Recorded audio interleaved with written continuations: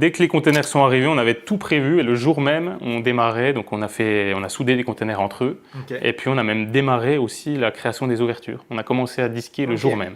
Puis après, vous êtes venu mettre vos menuiseries, donc un peu comme ce que j'ai fait moi, en tunnel, avec des tunnels en OSB. En fait, on a créé des coffres en OSB de la dimension de nos fenêtres, qu'on est venu intégrer dans les containers.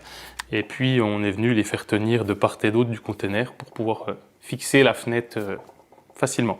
Et ensuite, tout autour, vous êtes venu recréer une structure en bois finalement pour accueillir l'isolation, pour accueillir aussi le toit, la charpente. C'est ça. On a créé vraiment toute une ossature avec des bastings de 16 cm de profondeur tout autour de la maison. Et puis ces bastings, on les a fixés avec des équerres, donc soudés en partie au conteneur.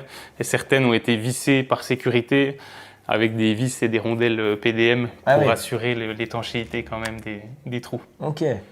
Et tes chevrons, toute ta structure en bois, tes bastings, c'était indispensable puisqu'après tu as isolé entre ces bastings. Exactement.